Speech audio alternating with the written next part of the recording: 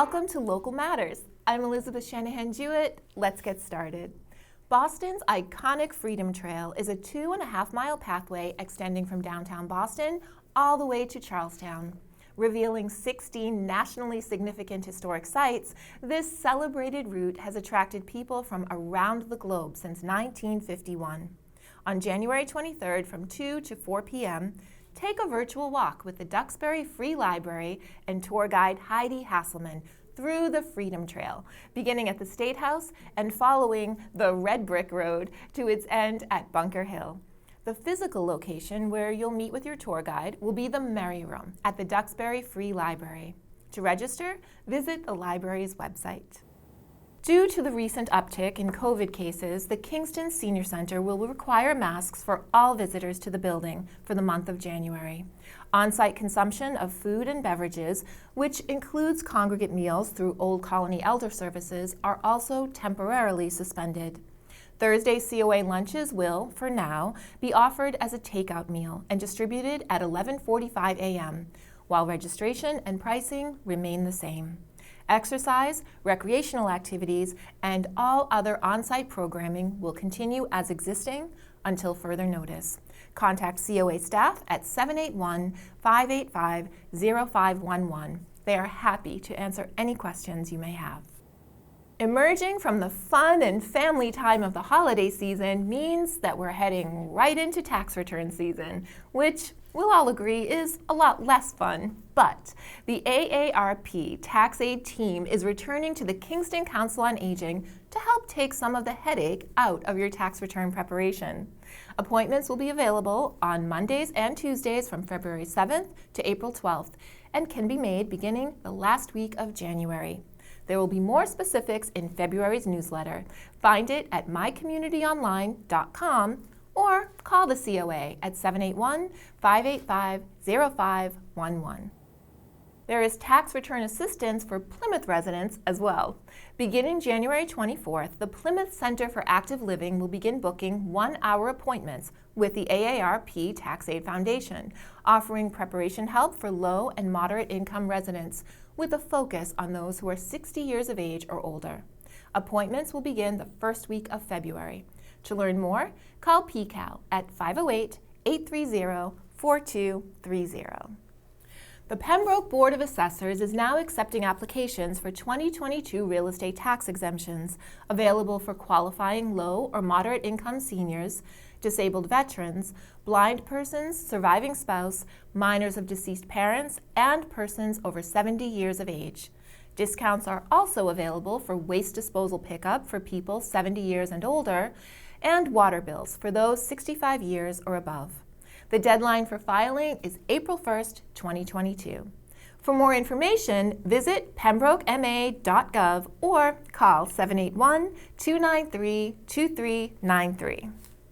The Great Blizzards of the South Shore is an inclusive and accessible hockey team for people of all ages and abilities.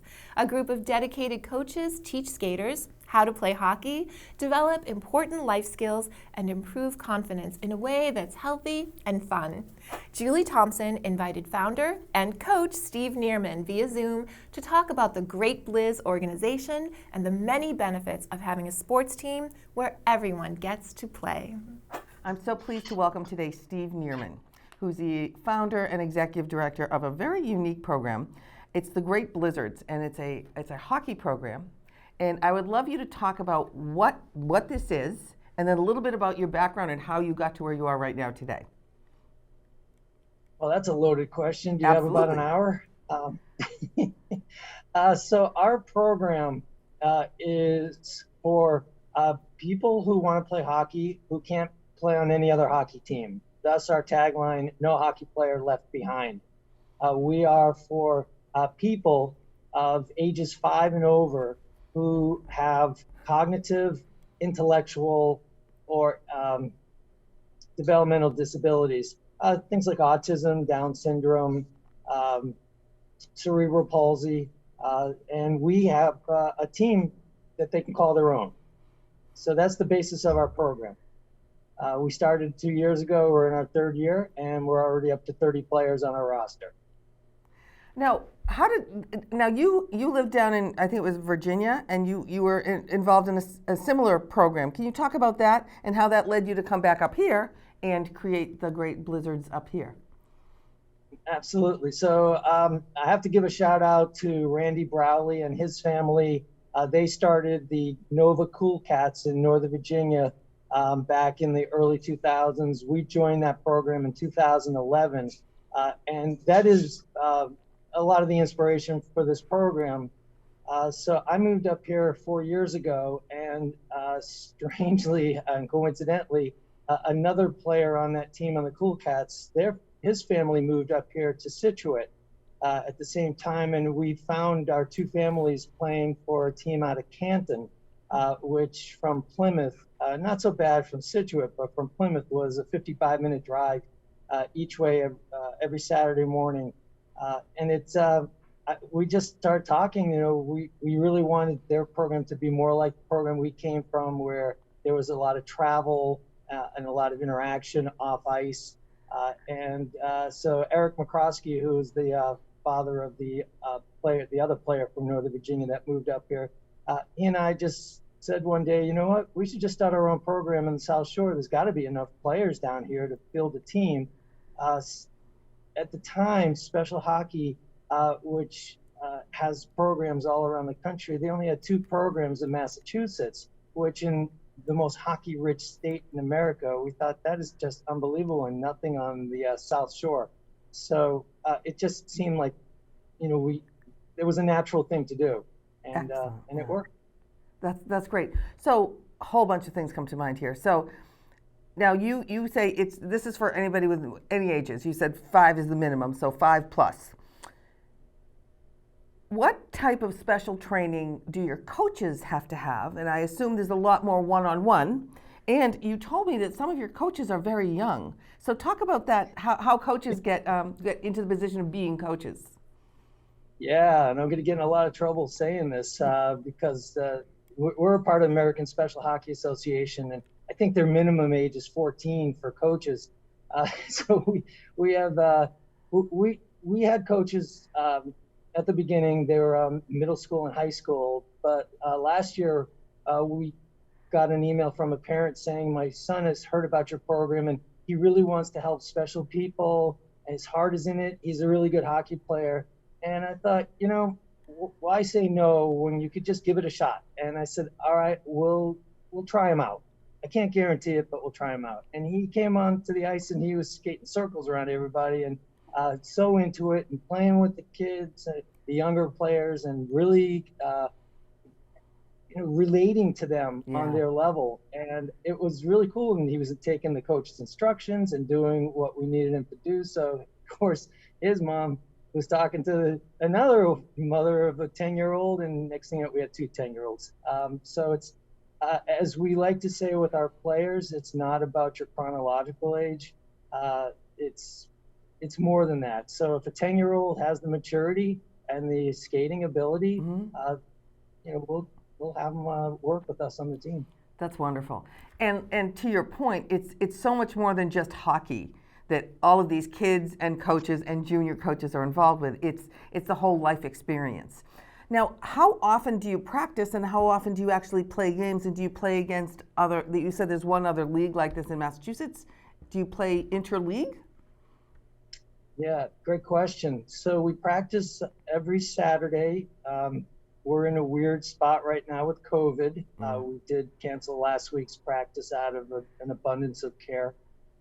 Some of our players had caught COVID over the holidays, and coaches. So, but we do practice every Saturday morning at the Bog from 7 to 7:50.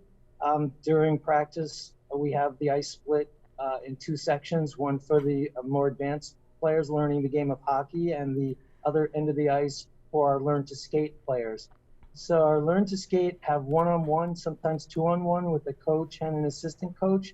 And like a regular youth hockey team, we have a couple of coaches that man a number of players in the skilled end doing drills along with the support of assistant coaches who are there to pull out the players to work specifically on a particular skill. Like if we're watching a player that's stopping only on the right side, and we say, well, you need to learn to stop on the left side, Sure. the assistant coach pulls out the player so that it doesn't interfere with the flow of the entire practice.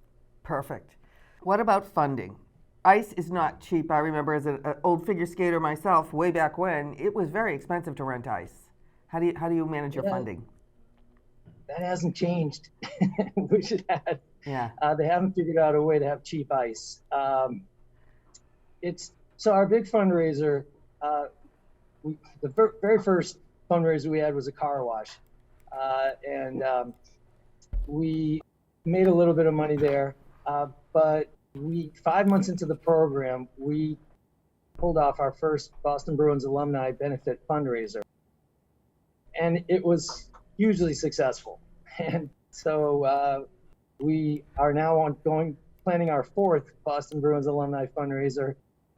The subsequent two were also very successful. So that, and we do have a player fee each year that we charge, and that helps to pay for the ice time. But it is, yes, it's an expensive sport. The uniform that you're looking at that I'm wearing right now, these jerseys are not cheap. We go top of the line jerseys with our logo and matching socks, and then all the equipment we provide for our players at no cost to them. Some of it was, a lot of it was donated. We put a huge donation box out at the Bog when we first started the program, and we got a tremendous amount of product, different types of equipment. It outgrew my garage. We had to get a storage facility. And then Bauer has been extremely beneficial for us, giving us free equipment. And so that we don't have to spend a lot of money. You know, if you're a figure skater, you probably know that suiting up a hockey player could cost close to $1,000. Yeah, right. Well, this sounds wonderful. Now, if people want to get involved, we're going to put the information up on the screen how they get involved. Is this a year-round program, and are you trying to build it all the time? It was meant to be from September to May, but our first two seasons were so disjointed because of COVID and the rinks closed.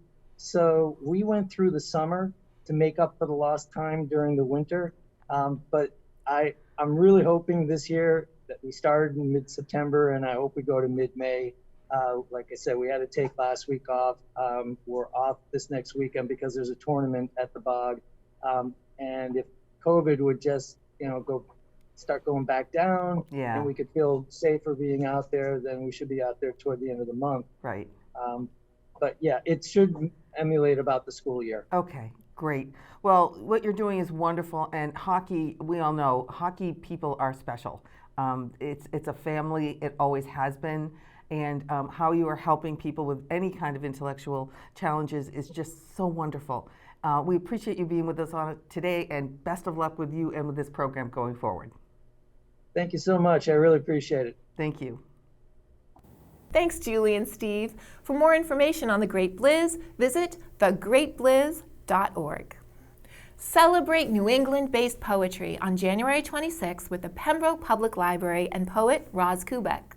In this virtual presentation, Roz will discuss the stunning work of the late Maxine Kumin, an award-winning poet and New Hampshire resident. Her work focuses on the fleeting nature of life, loss, and our relationship with the natural world. The event will take place from 3:30 to 4:45 p.m. Attendees will be emailed poetry selections prior to the session. To register, visit the Pembroke Public Library website. There are so many benefits to learning a second language. It stimulates your brain and reduces the progression of cognitive decline later in life. The ability to converse in another language is a great way to meet people you might not have met otherwise. Starting January 19th, do your brain some good and join the Duxbury Senior Center for a 10-week program, Learning Spanish 101. Instructor Catherine Spiegel will teach you some fundamental words, how to construct basic sentences, and even get a little conversational. This is an in-person class. To learn more or register, email Reagan Rodriguez at duxburycoa.com. Can we talk? It's important. And last month, the local scene invited both principals and adjustment counselors from Pembroke and Silver Lake Regional High Schools onto Can We Talk, our discussion series, for insight into what life has been like for students and faculty over the last 2 years.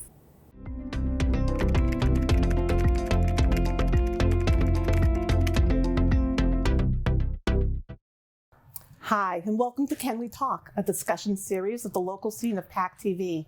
Today, we're looking at the mental health of students in our school systems and the effect that the pandemic and other stressors in our society have had on them over the past 18 months. I'm Melissa Matinzi, your host. My guests today are Mark Talbot, principal of Pembroke High School, Rachel McGowan, adjustment counselor from Pembroke High School, Dawn Nickerson, adjustment counselor from Silver Lake Regional High School, and Michaela Gill, principal from Silver Lake Regional High School. Thank you all for coming. I think this is going to be a great discussion. So to start off, can we just set the scene for where we are, what we've been for the past 18 months and where we are now in regards to education and mental health and the students in the schools? And Mark, we can start with you. So obviously, for the past 18 or plus months, our students have been learning in a pandemic, and that started back in March of 2020, meaning we were completely shut down and doing the best we could remotely, switching to a hybrid learning model last year where we were in a variety of models, whether it was remote, in person, or something in between. This year, fortunately, we are back to being 100% in person every day with some, certainly some precautions in place, masks being the most prominent of those precautions. But we are inching our way back to, what I want to call the old normal. We're getting there slowly but surely, for sure. And Rachel. So I think that a big piece that we've learned from everything in the past 18 months has really been around the students' desire to be in school and how much they have learned to appreciate that in-person learning that they might not have had before. They're really enjoying getting back to their old routines of extracurricular activities and sports and just seeing their friends on a daily basis. And Dawn, what have you seen? I actually really agree with Rachel in terms of having the kids get back to some kind of a routine that feels much more normal for them. So they like having opportunities to be engaged in clubs and, all of those other extracurricular activities. So that's been, I think, really great for the kids this year. And Michaela, from your viewpoint. I think back to even a year from now when our students were only, in the building part-time. Mm-hmm. We didn't see our entire population all at once. The lunchroom, for example, students were sitting 6 feet apart. They couldn't talk to their friends. And it was very uncharacteristic of a school setting and what we always hope and strive for in terms of student connection and relationship building. Just being able to be back full-time in person again has been a huge difference for our students and for our staff. Excellent. So now that we're getting back to this normal and we're inching our way back to what it used to be over 2 years ago, mental health has seemed to be a topic that's been coming up a lot in discussions with the school boards, the school committees, the schools themselves, and the families. Prior to this, it's always been like one of those taboo subjects that you couldn't talk about really in public because there was always a stigma attached to it. So I'm wondering if you've seen or experienced anything now as opposed to, say, about 2 years ago before this all started, that where it's a more comfortable situation to talk about with students, or is there an awareness that's building about this? And Michaela, why don't we start with you? Sure. I think there's a safety in numbers, right? That where prior, like you mentioned, it was more taboo to talk about mental health. And while I think school districts were taking the right steps in addressing mental health concerns with our students, I'm not sure that our community was as involved or as active in that process. And so I think now that we have had a shared experience with some pretty significant trauma and setbacks, that it's becoming more of a focal point, both for educators, for community members. There's more funding available. And so it's no longer just a few individuals being impacted. I think we're seeing widespread impact, and that's encouraging to others to get involved and try to be more supportive. Dawn, what have you seen as an adjustment counselor within the school? So there certainly are students who struggled with emotional issues prior to the pandemic, who I think were pretty vulnerable to some of the effects of the pandemic. And then I think we're also noticing that there are just students who you may not have seen in the adjustment counselor's office prior to the pandemic, but who are experiencing a lot of other stressors now. It's been, on the one hand, great to open up the conversation and have it be less taboo to talk about, but there are a lot of students who are just kind of struggling with the effects of, the stress, anxiety, and grief kind of related to the experience that we've all just shared. Rachel, what do you think? I agree with everything that John has said. I think also just the normalization that we've had around mental health and seeking supports has been a huge benefit to the work that we provide in the schools. Students are really much more open to coming to talk to us and open up about whatever struggles they might be having in their home or in their class, or something that one of their friends might be experiencing. And so it's really been helpful to be able to reach a broader population of students within the school. So Mark, are there ways that you're reaching out to families to open that discussion with them? Absolutely. I'm really proud of our support staff, as I'm sure Michaela is as well. We are fortunate to have 2 adjustment counselors. Rachel is one of 2, and a robust guidance staff as well. And so we are communicating with families on a regular basis. We're providing supports and resources for families who are in need. I think one of the challenges of the pandemic are the demands that are placed on a lot of those external private care options, and those are really drying up quickly, and so that is falling back on the families primarily, and then on the schools. We're doing a lot more outreach with families, making sure that they have the supports and the resources that they need to support their own children. So we created something similar actually when we first shut down in the spring of 2020. Dawn worked with our counselor staff, and they created a resource for parents and for students to be able to access, because while many people are comfortable reaching out to advocate for themselves, we recognize that a lot of students or a lot of parents might be a little bit more hesitant for fear of being judged or treated differently. And so we wanted to have an outlet for them to find the resources that they need so they would feel comfortable reaching out to our counselors afterwards. And that what started off as like a 2-page document quickly grew throughout last school year, and it remains available to our community on our school website. So it's a landing point. The hope is that sort of lures them in to then feel comfortable to reach out to them directly. So that's one step that we've taken, and I know other districts have done similar things, just providing resources, whether it's online, through principal communication, through social media platforms. That's a neat way to try to connect with students as well, to provide information to them.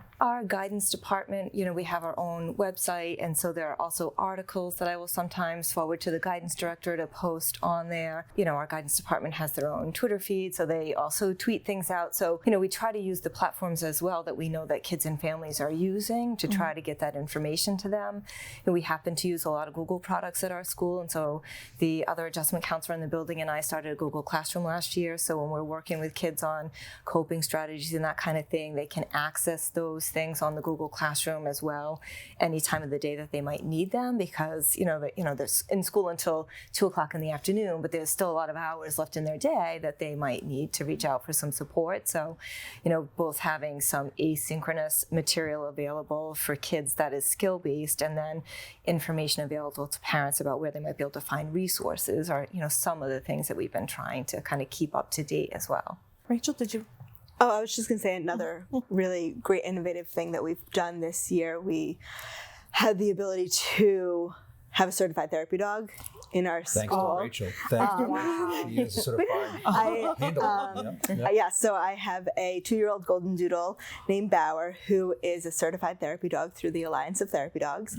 And he has been coming to school about 2 days a week. And it has been amazing to see the brightness that he brings and the joy to both the students and the staff. I have one student who runs up to my office every single day asking me if Bauer the dog is going to be here today. I brought him into a classroom before. It was an Algebra 2 class, and they were having an exam that day. And I brought him in just to walk around and bring some joy to those students, to relieve some of that stress that they might have leading up to a big assessment. And it has been amazing to see the stress levels just decrease. You can see it in the students' faces. You can see the happiness through the masks, and it is just wonderful. That must be so much fun for them. It is. And It for the is. staff too. Oh, I'm the sure. staff I is was going to say fun. the staff Yeah, is in on that. Fairly The soon. staff constantly ask me and email me, so can we have Bauer come to our classroom today? But yeah, it's also been a great way to have students who might be a little hesitant in coming to talk to the adjustment counselor for one reason or another. They might have had a negative experience with a social worker through the Department of Children and Families, or through a previous therapist that they might not have gotten along with. And it's been really nice to have that avenue to be able to build that relationship with students based solely on a dog. And sometimes I'll be like, oh, Bauer has to go for a walk. Let's take a walk outside. And just having those not face-to-face conversations with the student where it's side to side, and they're able to open up so much more and so much more quickly when you have a dog there that they might be sitting on the floor petting, or taking out for a walk and talking about what he's sniffing. So it's just those little things that have really been great to see this year.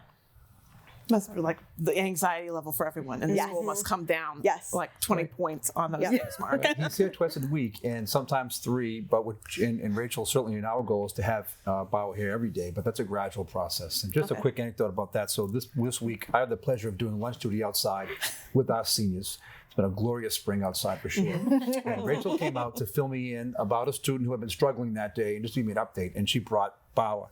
Well, we could not have a conversation about that student because the entire lunch patio came over the Bauer, right? So we had to find an alternative place to have a conversation. So again, I'm very grateful to Rachel. She embarked upon this initiative, I want to say 2 years ago or so. Thankful to our school committee and for our superintendent for supporting that, because it's a huge help. It's excellent. But now in the world of mask breaks, we're outside now twice a day at least. And a lot of our staff and a lot of our students, instead of standing still on a mask break, they'll go for a walk around the building, do a lap with the mask off, and they come back inside. That kind of mindfulness type of an activity, we see it quite a bit during the course of our day. We'll have teachers bring their students out there even when it's not a mask break. It's not a mask break because I think they're seeing the benefit of that. So. Yeah. And I think that's forced us to restructure how we, schedule things as well. Our lunch has changed. Pre-COVID, we were cramming 300 kids into our cafeteria each lunch wave, and we wouldn't let them leave. And now we've opened up our library, the courtyard is open, so we've given students other areas to go so that they can have the kind of break that they need, right? So for some, that is sitting at a lunch table with their friends, catching up. But for others, it's a quiet corner of the library or a stroll outside through the courtyard. I actually have always been a big advocate of taking kids on movement breaks or doing walking meditations with students. I've used, library conference rooms in the past when the weather wasn't great to get outside. So I think anything that I can do to kind of help the students find what's going to work for them. And for a lot of teenagers, it's not kind of just sitting still. And we have a bridge program at our school, and so we do a lot of kind of intensive support with kids who are coming back to school after having been out for long periods of time at a hospitalization. And so I do get to be pretty creative in kind of how I'm trying to meet the needs of some of those kids, and those strategies have come in really handy for lots and lots of students. With the kids, you also have the connection to the staff and also to the families. So do you see a role offering more support to the staff, since they're the ones who have basically seen them on a day-to-day basis more so? Yeah, we have run a series of PD offerings for our staff, even prior to the pandemic, incorporating mindfulness techniques within the classroom. We've actually offered a lot of teacher wellness PD offerings as well, so they're taking care of their own mental health and well-being, because that really needs to start there, So, and again, Rachel and Holly have been in classrooms, visiting with classrooms and working with teachers to give them tips and strategies. I think if there is a silver lining with all this, is that there is this common bond now, right? A lot of our staff may be experiencing the same sense of isolationism that our students were, and certainly their children may be going through those same struggles. So we have seen an increase in empathy in our staff and an eagerness to really support students. And there's always been an eagerness, but I mean, this part of the student's learning profile now is so important and so common, and their recognition of it and through their own lifestyle or their own life experiences, or through the training that we've offered at school, there's a real increase in an awareness of that. We're giving ourselves as educators more creative freedom than ever before, and more permission to think outside the box in how we support our students and how we connect with our communities. And I think that starts with every teacher in the classroom, but it goes right up to our school committees, allowing us to, get creative in how we support. Is that a little overwhelming at times also, to try to balance giving all that support and trying to find innovative ways and to make sure that you're touching all the people that you should be touching, but also those who may not show up as needing help? Because I think that's an issue that comes up sometimes, is you have students who are very successful and people just assume that they can handle it because they're handling it, but inside it's not going well at all. We've partnered with Panorama, and we'll be in the next couple of weeks surveying students across our entire district, and that will give us a sense of where everyone rates in terms of their social emotional well-being. And the program will allow individual teachers to evaluate their classes. They can take a look at their period 1 class, for example, and get a breakdown of where are the higher needs for that class to get a sense of how they're feeling.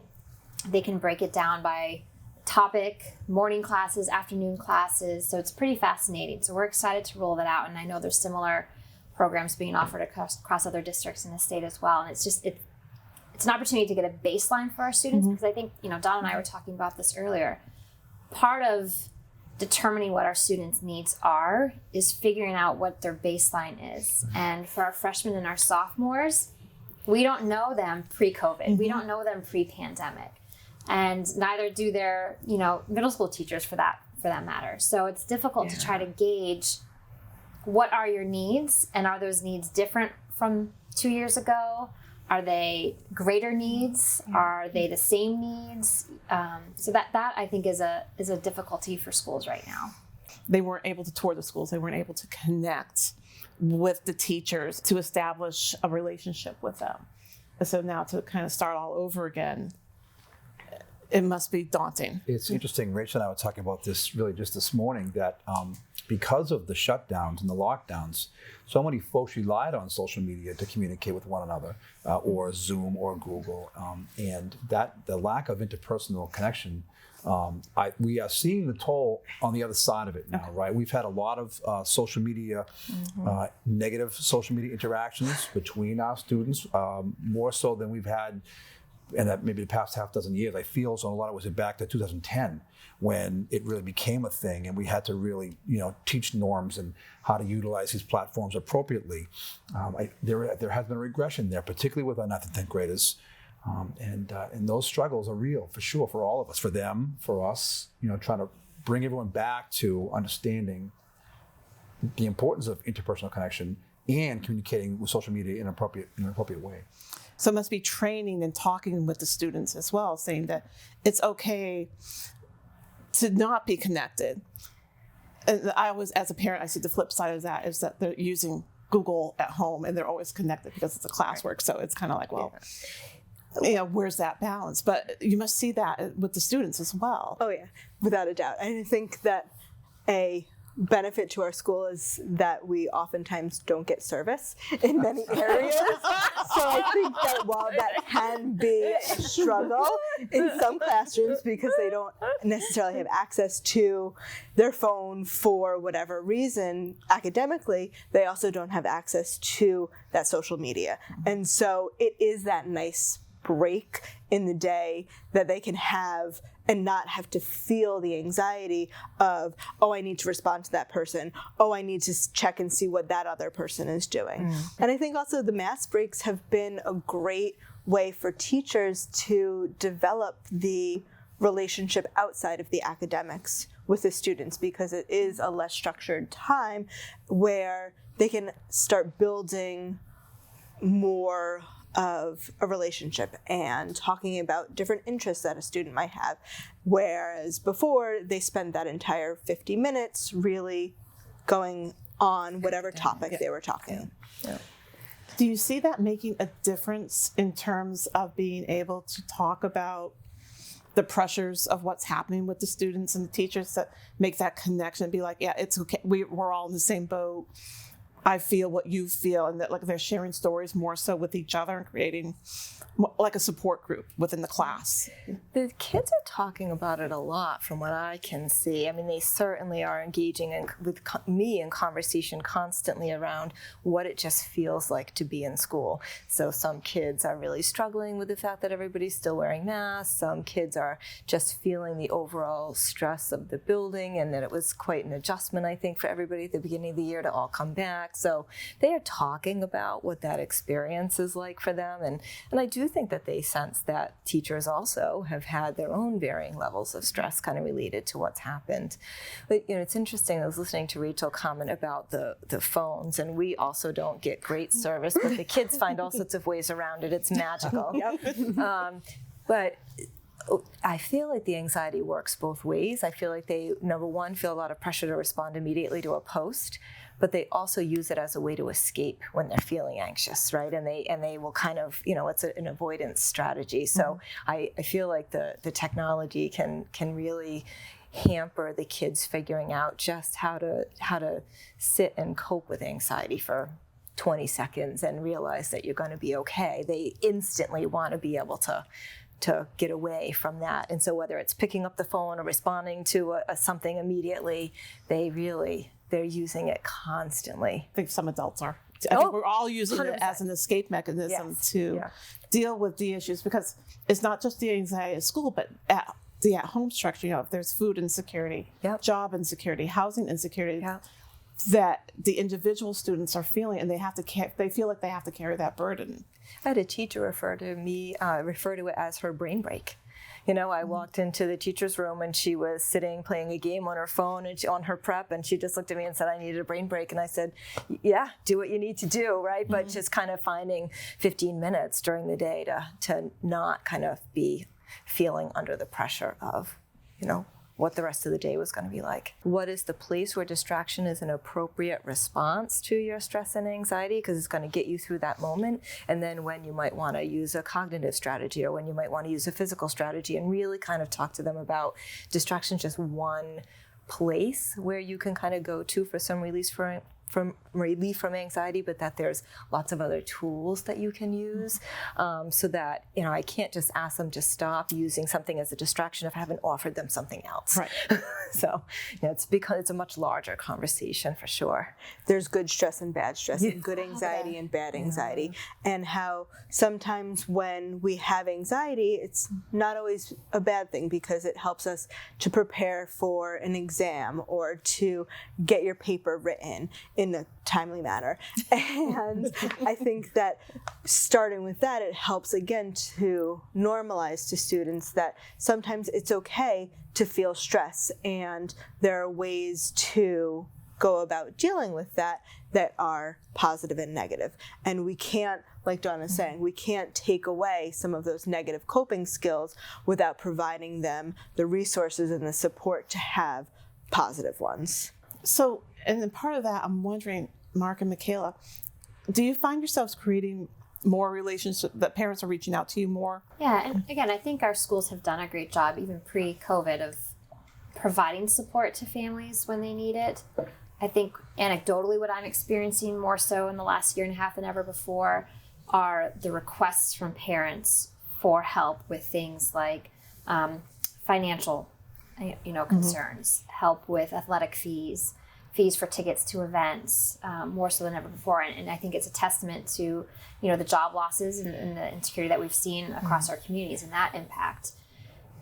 And I think they seem hesitant to reach out for help. And sometimes those conversations open the doors to other conversations, and you learn it's not just a financial hardship right now that they're experiencing, it's a mental health hardship that a member of the family is experiencing. And that provides us an opportunity to really see what we can do to help them, whether it's connecting with a counselor, an adjustment counselor, or finding resources outside of the school for them. The parents aren't necessarily reaching out to me for those supports, although certainly some are. But we have mechanisms by which parents can communicate with the school to express these needs and these concerns, certainly. Those pathways, they are busier than they had been in the past. Those pathways existed certainly prior to the pandemic, but yeah, there's been much more traffic on those pathways, certainly. Again, financial reasons. For instance, lunch and breakfast this year remains free, and our cafeteria in the morning before school is as crowded as it's ever been with students looking for the breakfast. And not all of them need the free meal, but they're going to certainly take it. But we also know certainly that there is a population of our school community that certainly needs that meal. Those things have existed before, but like I said, there certainly are. They're being utilized much more often now. Yeah. Along with that, because I know both schools ran the programs like the Meals to Go programs, and so connecting more with the community during the time that we were remote, was that something that was helpful in trying to help the students and the families? Yeah, I think that it certainly helped kind of bridge some of that social isolation because it got people out of their houses. It got people interacting with someone, even if it was just to, through the car door, say thanks so much and grab their lunch and go. I think that any kind of interpersonal communication is positive, and so I think it's been helpful to have that and for families to know that the school will always be there for them. Looking at education going forward now, there's going to be a shift in like how you're going to have to staff the schools going forward, or how you're going to have to think about mental health as an overall blanket, because I'm thinking it's going to get a lot more of a higher demand going forward. I hope so. And certainly, my school committee is listening. Certainly advocate for more funding for, you can never have too many school adjustment counselors. I think every school should have a behaviorist. Every school should have a bridge or, a bright program. There's no shortage of resources available to schools. It's just a matter of, prioritizing them when it comes to budget season and advocating for that support with our communities. I do think that we're going to be seeing the effects of this for quite some time, though. I 100% agree with that sentiment. I think that for a long time, that kind of long-term chronic stress that kids were under is going to kind of show its effects, as well as any potential grief due to, loss within the family. So I think there'll be a lot of things that we'll be seeing for a while. So I do think that counseling services are going to be in high demand. So whatever we could develop to be able to better support students would be amazing, because even the outpatient providers at this point are having, wait lists, and there's just kind of not enough services anywhere. So I think, that's a community-wide problem, honestly. It's been a huge problem that we've faced this past year, plus some, where we have parents that want to get their students into outpatient counseling, and everyone knows that it would be beneficial, but there's just nothing available for them. Or even students who are really struggling, where we feel as though they might need a higher level of care, and they don't have an inpatient bed, or they don't have a partial program availability for them within the entire South Shore. And so I feel like that has been a huge hurdle that we are facing right now. I feel fortunate that we do work in communities where the school committees are aware of the need, and they are constantly trying to find revenue sources to help support our school communities. I feel very fortunate that we have 2 adjustment counselors at the high school. I think it's rare. We have a Compass program, which is similar to the Bridge program that Dawn runs. It's staffed a little differently. So as Michaela said, we're always looking for more funding so I can really staff our Compass program a little differently. We have begun explorations of different course pathways for our students. We're looking to bring different kind of programming into students that isn't necessarily traditionally sitting down at a desk 54 minutes in a traditional sense, but more hands-on opportunities for our students. I know Silver Lake has those opportunities because of the nature of their school. We're looking at those as we speak. I was in a meeting this week at the district-wide level, trying to do that. So try to attack students' education and their learning profiles from a different perspective. I have to think something like that must also energize, as you're dealing with like the anxiety and the mental health issues. There must be a little bit of an energy that builds up with that when the students see, oh, this is kind of fun. It kind of balances out that need for support because the classrooms are changing. Do you see that's going to have moving forward as well? Yeah, definitely. I think that when students are happy and engaged and feel as though what they're learning is something that will impact the rest of their life, they're more willing to put in that extra step or the hard work to get the good grade or to do well in the project. So that way they aren't feeling as anxious or depressed because they're engaged and they're happy to be doing that. It's like that's normal anxiety of school. Right. Yes. You know, getting the grades, you know, and whatever pathway you choose. I know with the CTTE programs, you know, giving them experiences to find alternative ways after school to be engaged and to continue their education. And I think you have Project Lead the Way. That's the middle school. We have the that middle school, right? Which is, you know, those are great programs that offer a little bit different work in the classrooms. Tremendous opportunities for our students. Yeah. So that's positive. As we look towards the now, what are ways that people can get resources from you all, you know, for whatever help that they need, whether it be mental or, you know, food insecurity or anything? That where can they go to get help that you usually offer for them? Our district website, our school website has a variety of resources there. And like I said before, though, the mechanisms by which they can communicate with the school, whether it is me, whether it is Rachel, whether it's a guidance counselor, everyone in our school is well aware of how we can direct students and their families to whatever resources that it is that they need. We have a couple of charity opportunities within our town. We're talking just this morning, now that the holiday season is ramping up, we have a variety of organizations within the town of Pembroke whose sole purpose is to help families in need around the holidays. We have connections with those community members. So our student support team meets weekly, and at this time we start ramping up with, soliciting names of families that we know could benefit from these programs. The student organizations within our school that do a lot of fundraising opportunities. Our student council just hosted a trunk or treat, for instance, around Halloween. The proceeds to that, the advisor just cut 2 checks for $650 each at different food pantries in our community.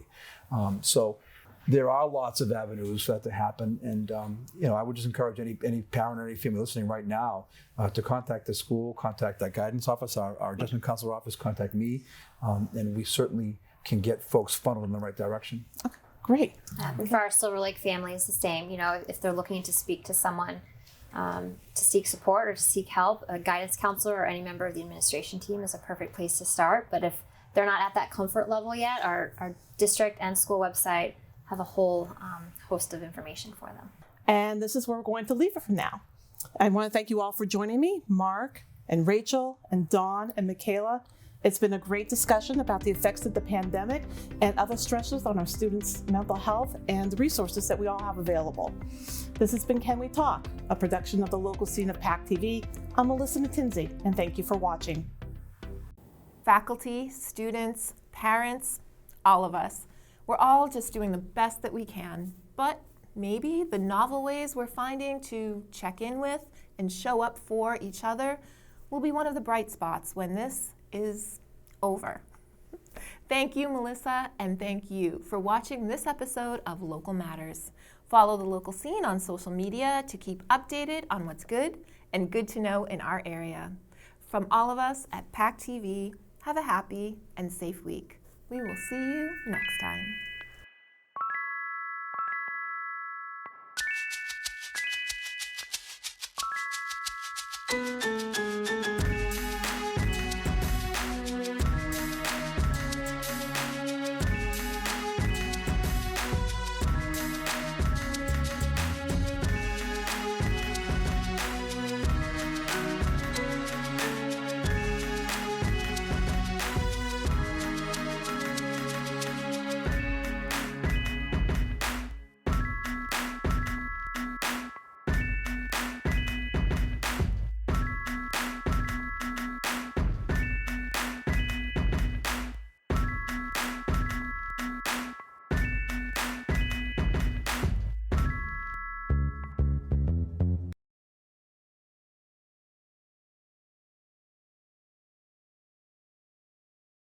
Thank you for watching. We are grateful for your attention.